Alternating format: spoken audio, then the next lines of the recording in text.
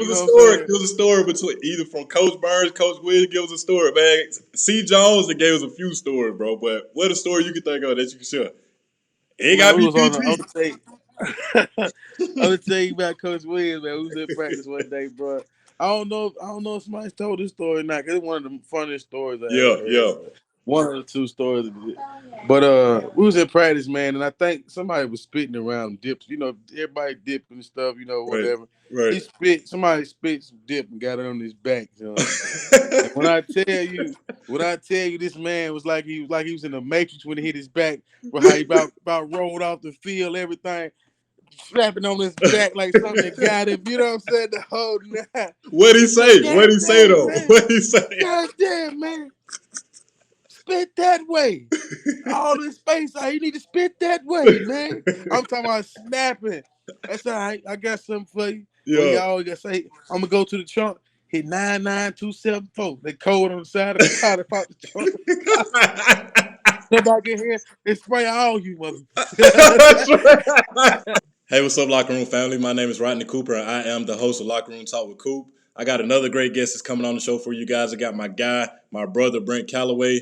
Coming out of high school, he's a four-star recruit, the number 6 running back in the country, and also a U.S. Army All-American. And me and Brent, we had a great conversation. We talked about his story, advice to the youth, some of the adversity he's been through up until this point, and also some funny Nick Saban stories that you guys are definitely going to enjoy, and a lot more. And guys, make sure that you guys like, comment, share this video with somebody you think would enjoy it. And also, hit that subscribe button and also hit that post notification bell beside the subscribe button so that when we roll these episodes out, you guys will get notified. So I hope you guys enjoy the show. So check it out.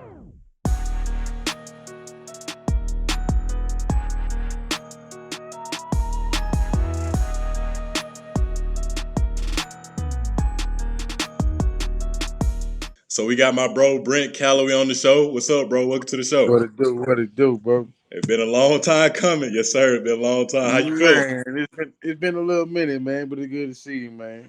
Yes, sir. Yes, sir. Good to see you too, man. So we ain't gonna be PG. We ain't gonna be none of that now. We're gonna give the people what they want now. I hear you. I hear you, bro. Yeah, yeah. So first, before we jump into your story, man, we're gonna do a Q&A. Just a couple of questions with the fans that asked on a different platform. So we'll do like 3 questions and jump right into your story. So the first one is from Greg Creel. Shout out Greg. He said you had a wild recruitment. If you could do it again, would you still pick Bama? I'm gonna be honest with you. I say yes and no sometimes. Okay. Uh, at that time, I was leaning more towards Bama. You know, I spent a lot of time going down there, all the way from ninth grade all the way up. So a lot of my time was spent in Tuscaloosa. So that's really all I knew at the time. But honestly, I think I would went somewhere else. If I could go back again, I probably would have went somewhere else. What? Not that I don't like Bama, Right. not that not a great program.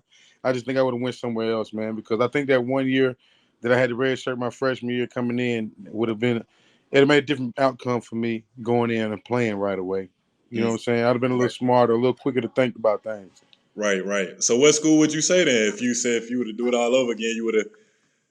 I hope you ain't gonna say the other school in Alabama. I hope you ain't gonna say Nah, I ain't say Auburn, that. man. Okay. I ain't say Auburn. I want to say I probably went to like USC or somewhere up that Okay. way. Right. You Right. know, something like that. Yeah. Okay. Got you. Got you. So shout out Greg. I appreciate your question. The next one is Deidre Goodlow. Shout out her. She said, "What were some of your That's greatest?" mine too. That's your auntie. Okay. Okay. Yeah.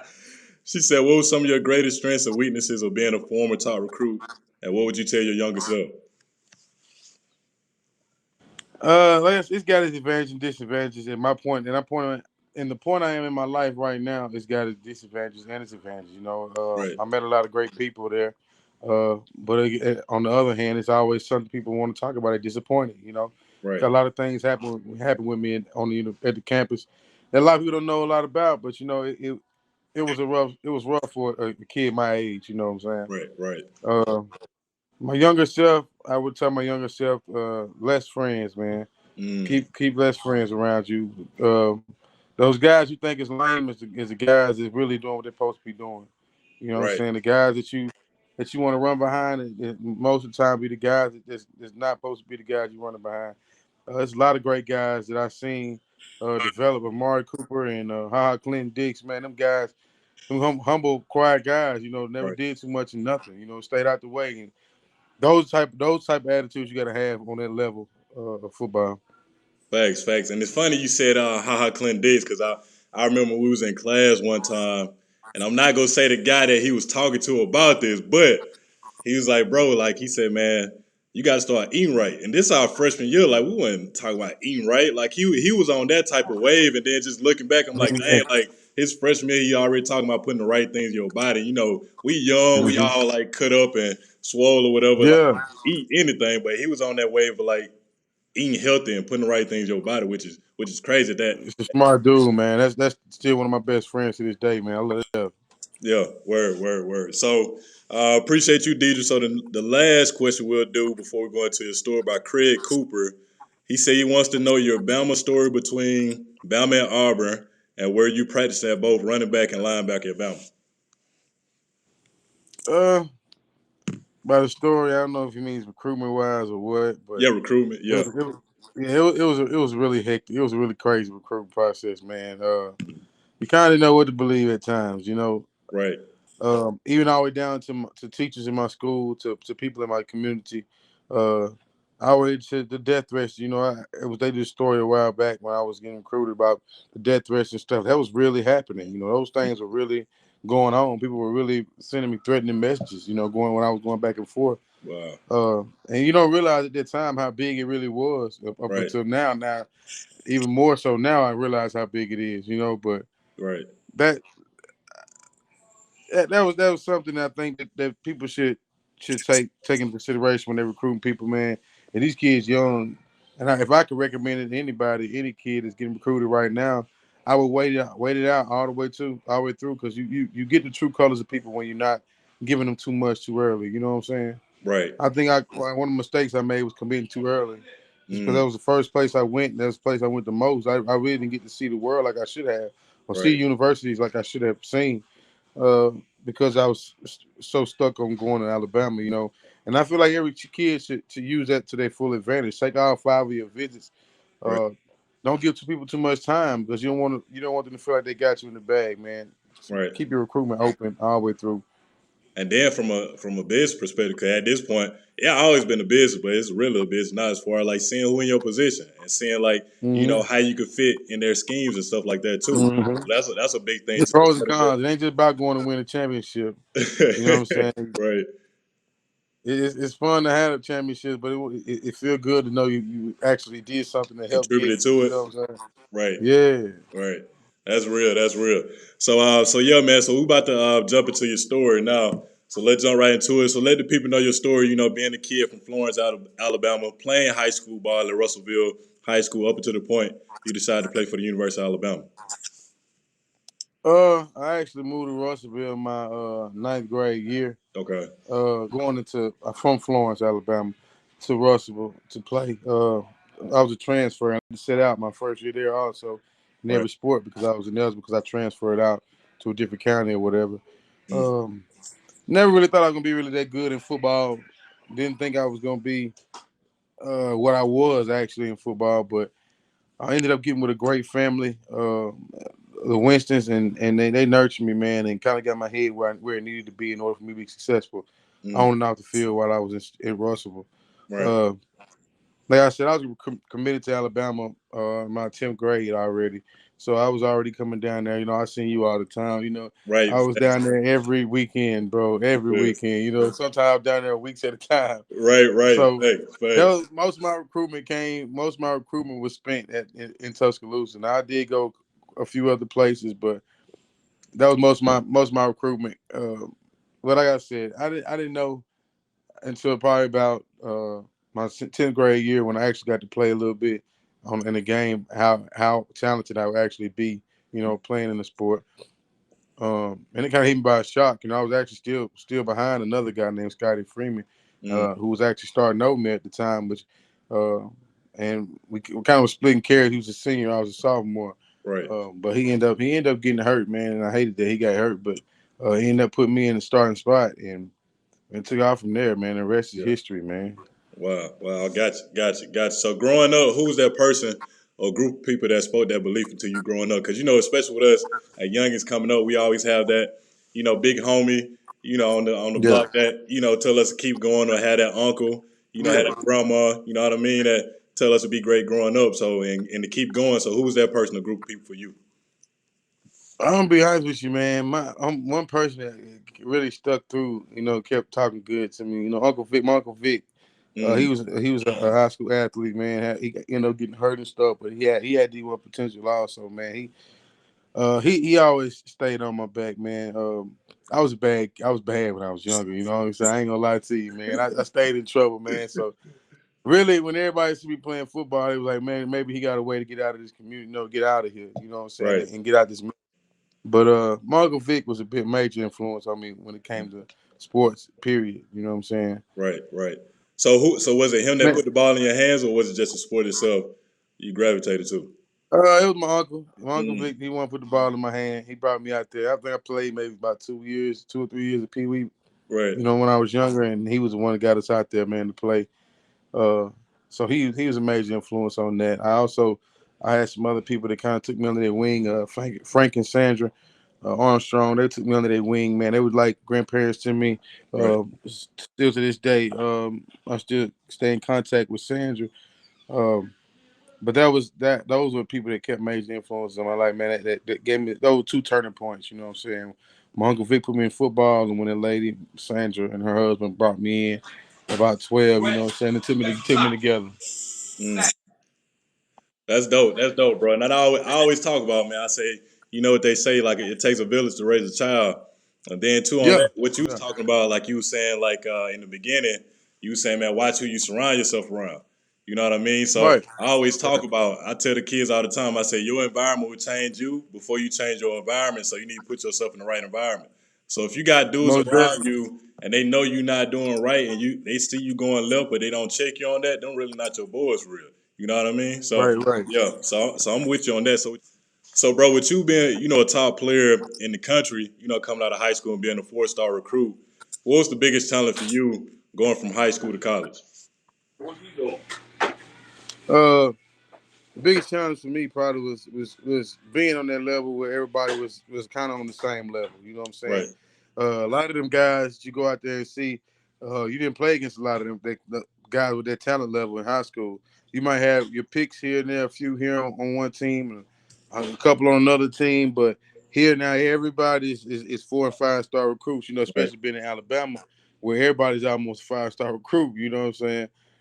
To it's kind of demeaning at first, but when you get out there and see what you actually can do with the guys that's on your level, mm, it give you a boost in confidence. You know what I'm saying? To be facts. able to see like, okay, I like where I'm at. You know what I'm saying? Right. I can I hang ain't too with these dudes. shabby. I I ain't ain't too too far far behind. behind. Right, I ain't too far facts. behind. You Right, know what I facts. mean? For Yeah. real. Right, See right. that's the biggest feeling, man. When you get that feeling right there, everything else, the butterflies, all that go out the window to me. Facts. It was the same thing for me when I first got to campus in the summertime. We were playing pickup. Like I'm going against Tony Mitchell, Jamaica Green, and all them dudes. So Oh I yeah. want I wanted to see what that was like. And then after I got a couple buckets on them and stuff like that, I was like, okay, yeah, I can hang with them. And it's funny because I know me and T. Rella and all us, we be talking. We was like, man, we could have came together even more because in pickup it's like our freshman class in 2011 versus the upperclassmen. We bump heads like that whole summer, but that's good too because that competitive nature. But at the same time, like when we came to camp, we like, man, we here to really make a difference here because Bama football school, so we wanted to change that dynamic, for it to be football, basketball, all these different sports. Even though you guys go win them natties, nonstop, or be in that Hmm. competitive with us, we just, trying to build that culture and that camaraderie just like you guys. But I'm with you on that. Like once you, like you said, break a few tackles or something like that, you like, okay, I can actually hang with these dudes. I ain't too far behind, so I'm with you on that. So, man, I done heard the story from the different guys, man. Nico Johnson, Bo Scarborough, Ronnie Clark, all them dudes talking about 4 quarters and how rough it is. So, get a fans perspective on how rough 4 quarters is, bro. Because I done heard the story. So, what's some stories off the top of your head that you can share with the people about 4 quarters? Man, I'm gonna be honest with you, man. I was one of those guys in high school that loved to run. You know what I'm saying? Even when I got to college, I loved to run, man. Right. But fourth quarter was a totally different type of running. I'm talking about like It was the first time, well, about the second time I ever got a full body cramp was my first week Mm-hmm. of fourth quarter. Yeah. Like it really it put in things perspective wise is how much shape you really need to be in, how Right. much shape you really wasn't in high school. Right. You know Right. what I'm saying? Thank you and safe. Right. Right. Yeah. It's the worst 30 minutes of conditioning you would ever see, man. Facts. Non-stop conditioning. But at the end of the day, once you get through about that, once you get through that second week of it, you it's pretty much a cruise after that. You kind of got the gist of how to manage your breath and how to keep everything, level, keep your heart rate down, all that good stuff, man. Right. It it's probably the worst running I ever done in my life. I don't think I ever did anything worse than that. Right, right. I know, like some young guys, they be telling me like what I need to prepare for before I go on campus, and I tell them, I like, man, really, just to keep it a book with you, like you just gotta go through it. You just gotta go Yeah, through it. yeah, Yeah, it's no preparing, man. I mean, I was there watching them do the conditioning tests and everything they was doing, and I yeah, was there seeing those things before I went down there, and still was down back home trying to do the same thing, running the 110s and all that, and still was not enough and not ready prepared for fourth quarter down here. right. The intensity, man, different. And then just like we were talking Oh, about in the recruiting process, they sell you that dream, they tell you everything you want to hear, but once they get you on campus, they ain't really smile at you no more. They cut you out. They cut you out. then you got all the guys around you. You don't want to let them see you give up. You know what I'm Right, saying? right, right, It's an ongoing competition regardless with right. everybody. You know Facts, what I'm saying? So facts, facts. that's that's how that go, man.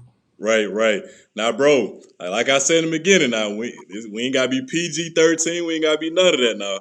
So I always talk about you always have the memories, in the locker rooms and the dorms and the apartments.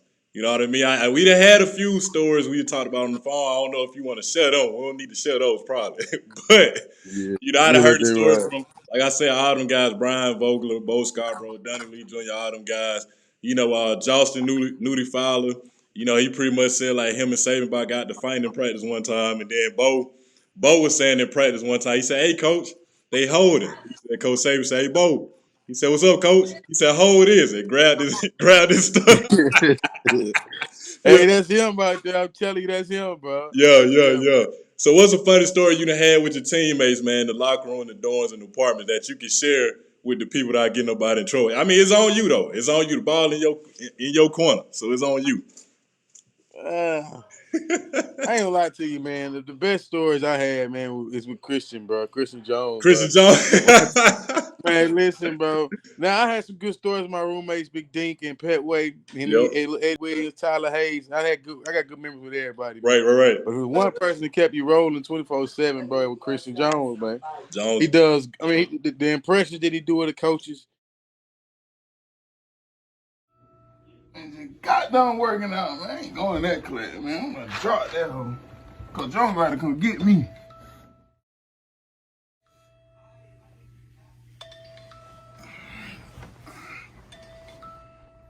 I heard somebody say, Coach Jones gotta come get me.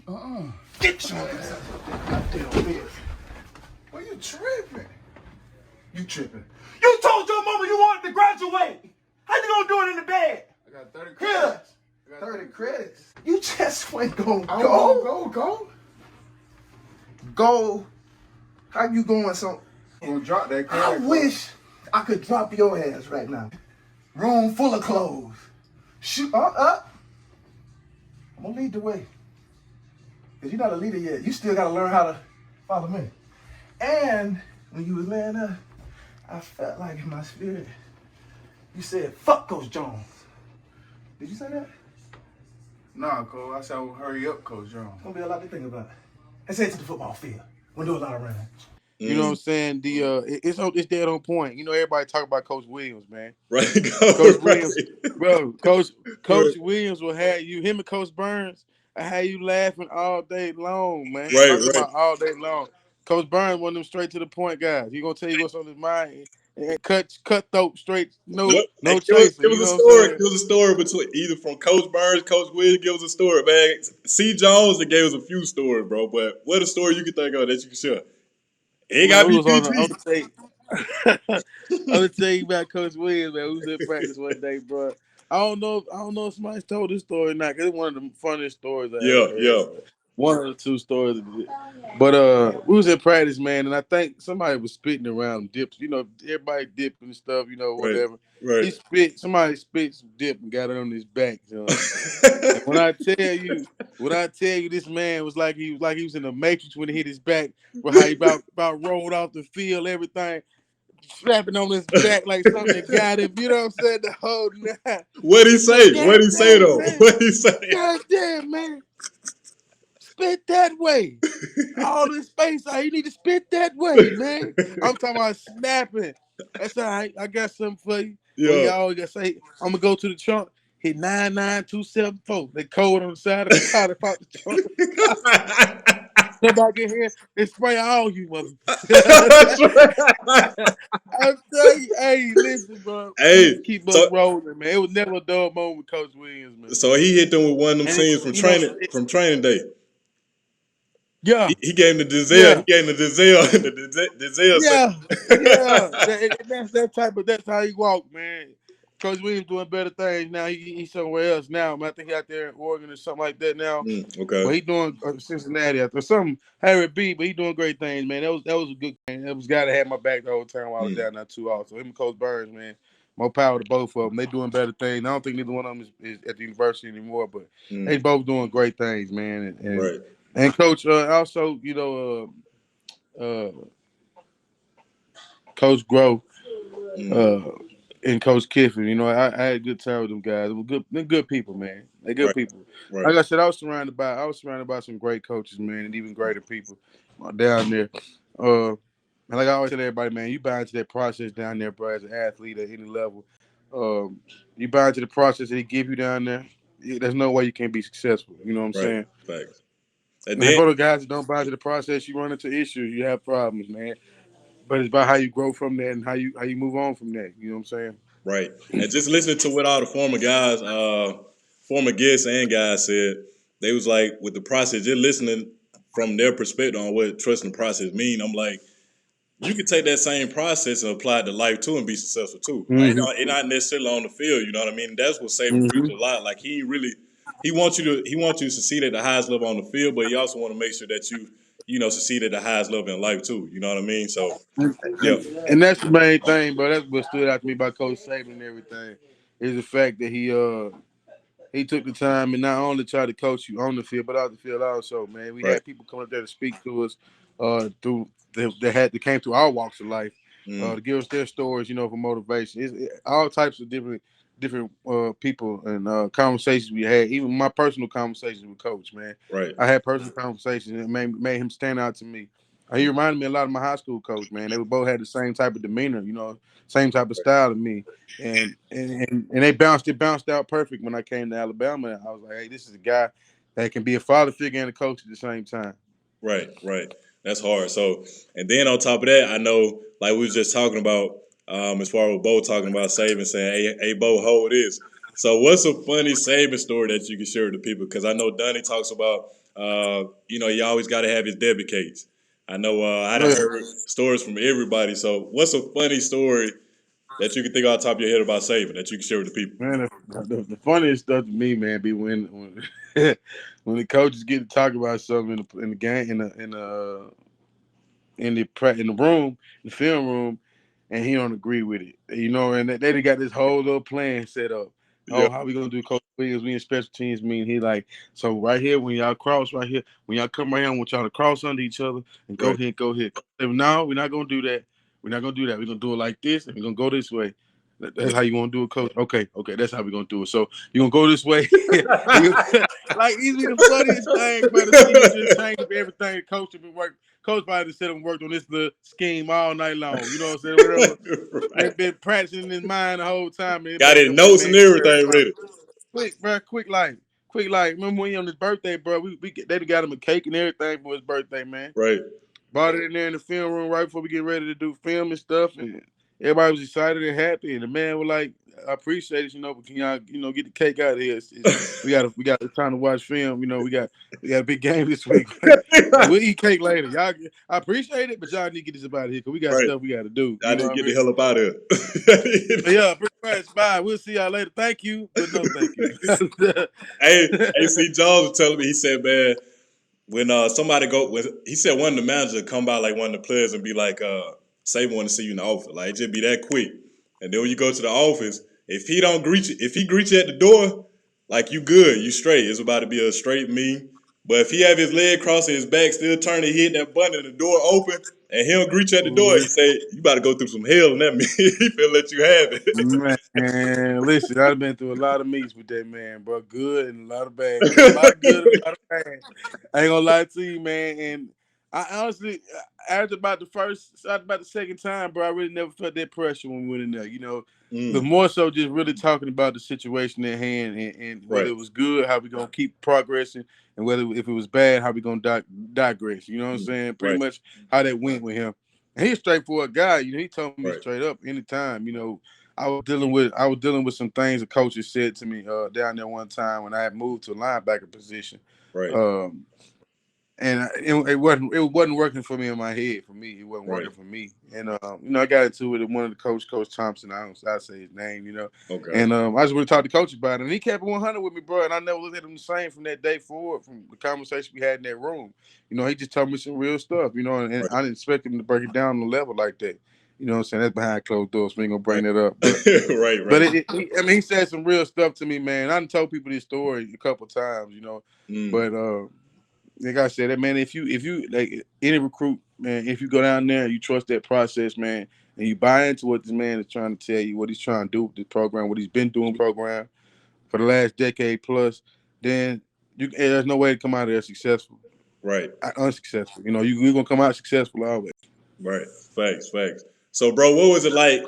Coming from high school to playing in your first game in Bryant Denny Stadium in front of 100,000 fans. What was that like? Oh man, it's nerve wracking, man. Like I said, people say you don't get butterflies, but you really gonna get butterflies Right, every time, right, right, right. every They say they single don't, they game. lying. Yeah, you gonna Right, get them butterfly every game. right. Till you get that first hit, that first. I love that's why Facts. I love being on kickoff team. Cause we kicking out. I'm going down. I'm going to smack somebody first Y'all hit. going But up the flying, right? rest of the game, I'm good. The rest of the game, I'm good. You Right, know what I'm right. saying? That's why I love.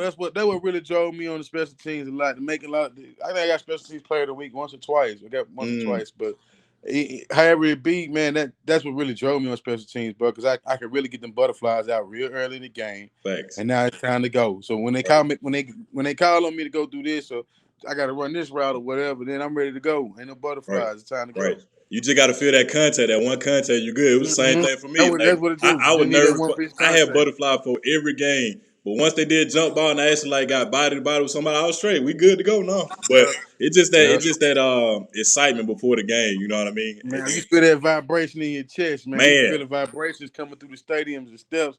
When you walking out the tunnel, man, they stomping on the stairs, they screaming and hollering. right. Everybody left and right, you know, everybody out here watching on TV. You don't want to do nothing wrong. You don't want to make no false moves. Everybody in For the real. country tuned into the game too. Ain't they? They watching everything. Right, right, Whatever you do. right. Facts, facts. So, what was your most memorable moment on the field and get the fans like a behind the scenes play by play? Most memorable moment. Yeah, I want to say probably Eastern Carolina, man. East Carolina, I had a good game toting the ball that game, man. Like I said, I was going back and forth with a lot of different positions the whole time I was down there. I never really got right. to sit in one steady position and excel, but the time that I did was with East Carolina. We had a good game, man. I think I got and I don't know what other game it was. When the game I got special teams player of the week, man. Mm, It was a couple different times I got on the board. We got a little board that they put up everything on out there every week, and I made the board a couple times, man. That was a big accomplishment for me. I got the Ozzie Newsome Most Improved Freshman Award. mm. Um, Oh, that was pretty. That was really really big to me. My father actually played with Ozzie Newsome mm. in college and basketball, so that was big, man. You know, and hey, I was proud of that, and I was proud of it too, because like I said, I came a long way. You know what I'm saying, but that's how.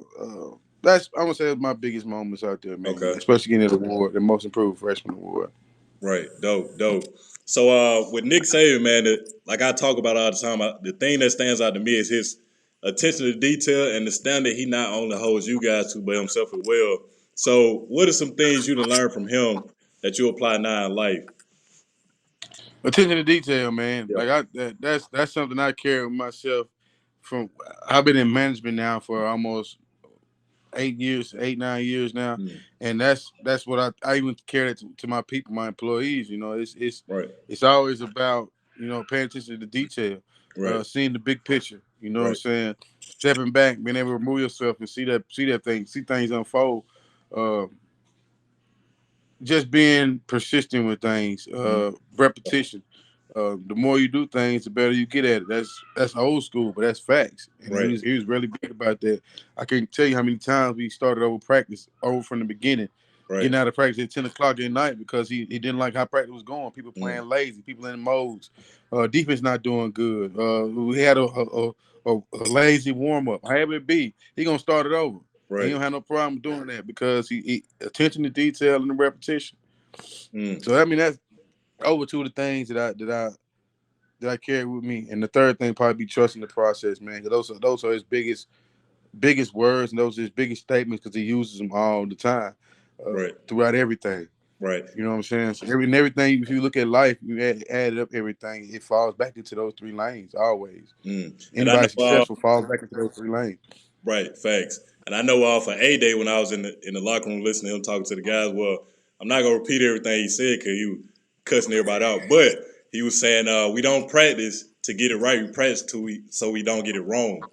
And that's just a whole Right, different perspective. Like you just said, like if he don't like how practice going, y'all go practice at 10 o'clock at night because he wants y'all to get it right, to the point to where y'all don't get it wrong. You know what I mean? It don't y'all get it right that one time. All right, we good. Practice over with. Now we gonna keep putting them reps in until it's second nature. And like he said, we till we can't get it wrong. You know what I mean? That's big. That you could apply that same person to anything. Like you were saying with you being a management right, too. So right, yeah, so that's hard, bro. So on all the episodes, bro, the three things I like to focus on is to entertain, inspire, and inform the people. So I want the people to see the human side of us because especially with you guys always have a helmet on during the game. You know what I mean? So with us coming into Bama, at a young age, you know, all the eyeballs are on us. You know what I mean? So our margin of error is slim to none. You feel me? So right, we have to grow up quick. So I always talk about, we all go through trials and tribulations through life, but the thing I talk about is that if you learn from your mistakes, that's the wisdom part of it. You can share those experiences with other people. So, what is some adversity up until this point that you don't mind sharing with the people that you overcame? Uh, I just want to. I mean, being dismissed from the team was something that was really big. To hit home with me, man. It took me through a year, maybe even 2 years of depression, bro. And Yep. and it was real. It was real. I was still kind of young at the time. I Mm, still had just turned 21 years old at the time. Still, so at first I really didn't know how to take it, you know what I'm saying? But then I grabbed life, in my hand, and I said, hey, regardless at the end of the day, you still can reach whatever goal you want to reach if you right. continue progress. As long as you sitting here and you feeling sorry for yourself and you trying to blame other people, then you can't move forward, man. I took that and I put it under my belt and I was proud of it to Right. say, hey, okay, yeah, I did this and that, but I also left there. I went overseas to Paris. Nobody by my family ever been to Mm, Paris. I right. don't know a lot of people ever been overseas, man. I got to go do that. I've been able to do a lot of things since then. Man, Mm, I've started a nonprofit organization that's going great, man. We're doing mm, events every year. Car washing business, man. I do that every day. right. I've moved on and moved forward with those things, man. And just in life in itself, that I believe that was a lesson that was supposed to be taught for me to get to where I am now. You know what I'm Right. saying? God can give it to you, but He can take it away just as quick, man. He'll Right. humble you really Yep. fast. Yep. A lot of problem be a lot of guys feel like because they so good or they this type of status on campus that can't you untouchable. And I felt like that a lot of times when I was there. I was untouchable, and every time He humbled me and showed me I was touchable. You know what I'm saying? Right. So humility is the biggest thing I got out of all of that, man. And Right. that's what I carry that in life the whole way now. Try to stay humble, remain humble at every moment, man. Even when people get to talking about, man, you still this and that, I appreciate it, man. But I'm gonna Right. remain humble. You know what I'm saying? Until I Right. get where I want to be in life, and Facts. still be remain humble. Then to keep where I want to get. Right, right. And like they say, pride comes right before the fall. And I always Right, talk about if you right, feel like you're doing it all on your own and you not, giving God the glory, you feel like that he's not a part of, the success that you're getting, he has a funny way of humbling you, so he can show He you, will. through these trials and tribulations you about to go through. I've been right here with you the whole time, and then on top of that too, once you go through adversity, it show you what's real and what's fake. You know what I mean? I'm pretty sure when you was going through that, you lost a lot of friends, a lot of family members, a lot of people you thought that was close to you. You know, they probably stopped showing you that same attention when you was like playing at the top of your game when you was at Bama. You know what I mean? So it happened to all of us. Once we go through the adversity, it shows us the difference between the real and the fake. You feel me? So, but I know you was talking about too with your nonprofit, man. Talk a little bit about that so the fans can support that too. So basically, it's just me and some guys back from my hometown got together. Mm. It's called BCF, which is business come first, Mm. and it doesn't mean it's business in life in general. Handling your business, however it may be, whatever way it is in life. You know what I'm saying? It's not just business; it's business for everything. You know what I'm Right. saying?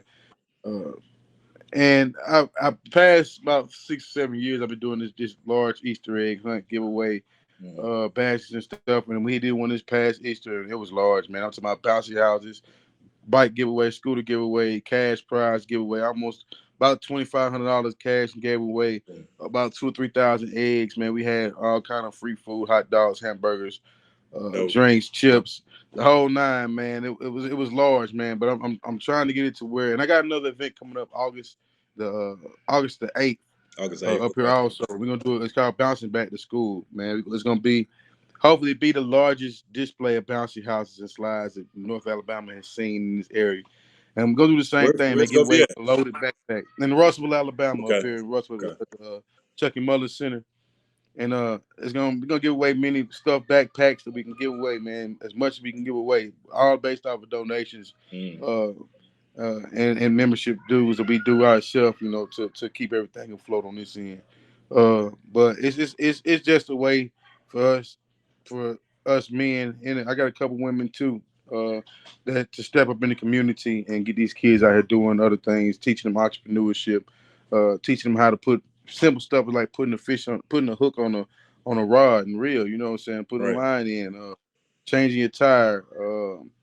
It's a lot of things, simple stuff kids can't even do these days, and nobody's there to teach it to them. Right. And that's just our goal, man. We can reach them, reach one. We good. You know what I'm Right. saying? I just want Right. to reach one at a time. Facts. And where can just say if the people that are gonna be watching or listen to this want to be able to donate to your nonprofit, like where can they go? Do you have like a website? How can they be able to? Don't have a website up just yet, but I do Right. have a page set up. It's called BCF, and I am the operator of the page.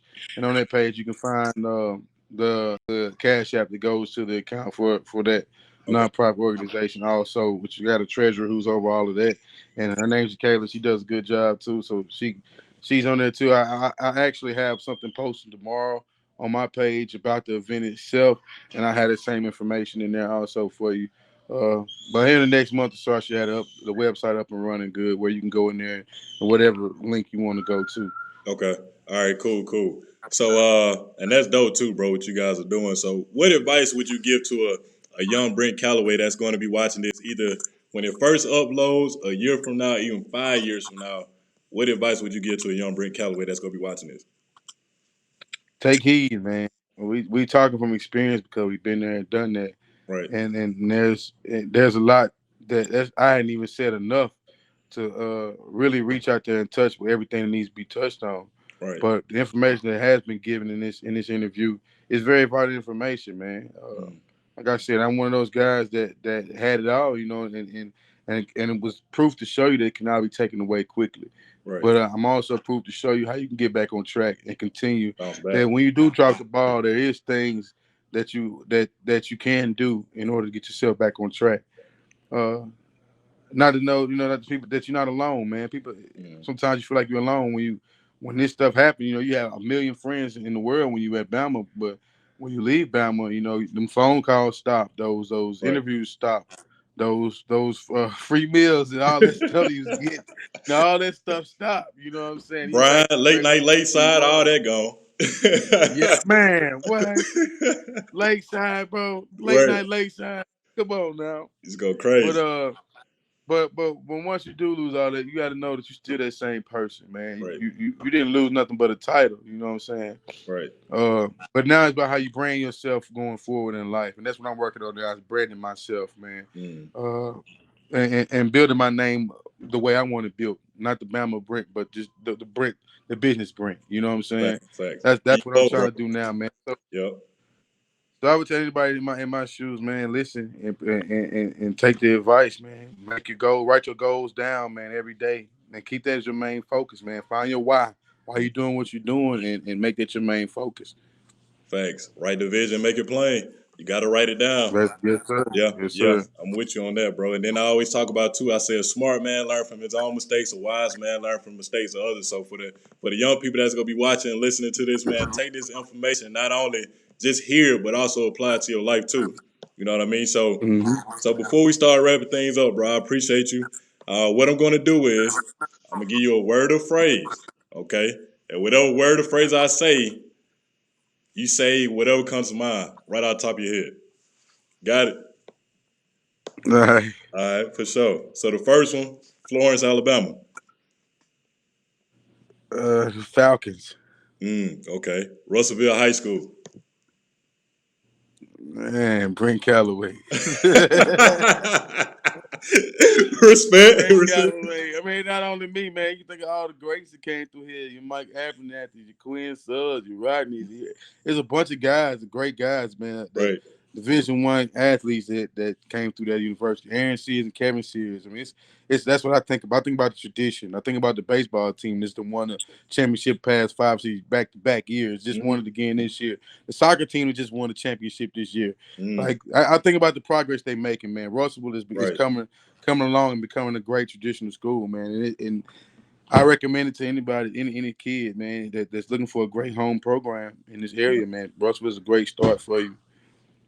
Got you. The next one, adversity. Overcoming. Trust the process. Stick to it. Dope. Nick Saban. The king. The king of Cali, they say. King of Cali. The last one, the University of Alabama. Awesome program, man. Great traditional school, man. Great traditions. Good people, great fans, man. Good university to be at, man. Hopefully my kids go to Alabama also one day. That's dope, bro. So let the people know your social media handles so they can keep in contact with you and continue to follow you on your journey. Brent Calloway on Facebook. On Instagram is all my social medias are Brent Calloway. Actually my Instagram is Big Calico. And but I do the music and stuff too, man. So if you're listening for Big Calico. Okay. You can what you producing or you rapping? A little bit of, I ain't producing, man. I'm doing a little rapping, a little singing, man. We used to do hold a little note back in the day, man. Right. Chris used to go at it, man. But I got some stuff in the making, man. Hopefully be out by October 30th. I have something out for everybody on all platforms. Okay, is it rapping or singing? Both. Okay. Both. So we can hear something. Can we let the fans hear something? Oh, I'm gonna put you on the spot. Nah, man, I ain't know you can sing. I ain't know you can sing. No, I ain't know that. Nah, man, I be doing a little something, man. A little something. I have something We ain't got no bars. We ain't got no bar. We got nothing. We got nothing. I ain't That got for no the people. bars right now.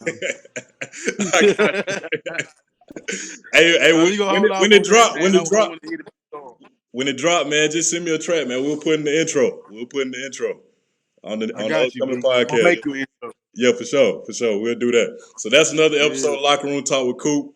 Make sure you guys like, comment, share this video with somebody I think will enjoy it. And also, man, hit that red button, those red letters, subscribe for your boy.